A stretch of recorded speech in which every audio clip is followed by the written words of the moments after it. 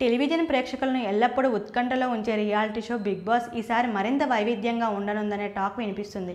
కేవలం సెలబ్రిటీలకే పరిమితం కాకుండా సామాన్య జనాలకు కూడా ఈ వేదికపై అవకాశం కల్పించాలని నిర్వాహకులు నిర్ణయించారు. దీనిలో భాగంగా తాజాగా బిగ్ బాస్ అగ్ని పరీక్ష అనే కాంటెస్ట్ను ప్రకటించారు. ఇది ఈ సీజన్పై అంచనాలు మరింత పెంచింది.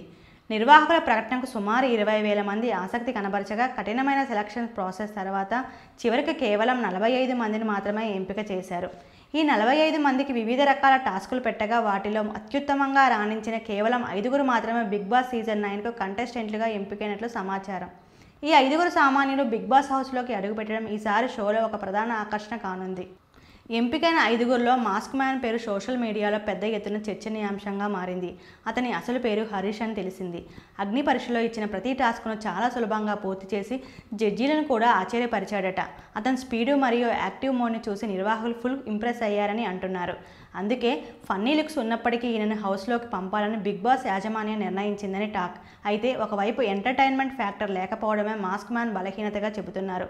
హౌస్లోకి వెళ్ళాక ఇతర కంటెస్టెంట్లతో కలిసిపోవడం, గ్రూప్ టాస్కుల్లో పాల్గొనడం లాంటి విషయాల్లో అతను అంతగా ఇన్వాల్వ్ కాలేడేమోనని సమాచారం.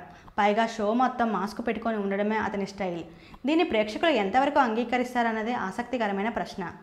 మాస్క్ మ్యాన్తో పాటు శ్వేతా శెట్టి, ప్రియా శెట్టి, దివ్యాంగుడు ప్రసన్న కుమార్ మరియు ఆర్మీ జవాన్ శ్రీధర్ కూడా బిగ్ బాస్ 9 కంటెస్టెంట్ల జాబితాలో ఉన్నారని సోషల్ మీడియాలో సమాచారం హల్చల్ చేస్తుంది. ఈ 5గురు సామాన్యులు తమ ప్రత్యేకతలతో బిగ్ బాస్ హౌస్లో ఎలాంటి మ్యాజిక్ సృష్టిస్తారో చూడాలి. ముఖ్యంగా మాస్క్ మ్యాన్ తన మిస్టరీ స్టైల్తో ఎంటర్టైన్మెంట్ పంచగలడా, లేక అతని స్టైల్ బోరింగ్ అవుతుందా అన్నది రాబోయే రోజుల్లో తెలుస్తుంది.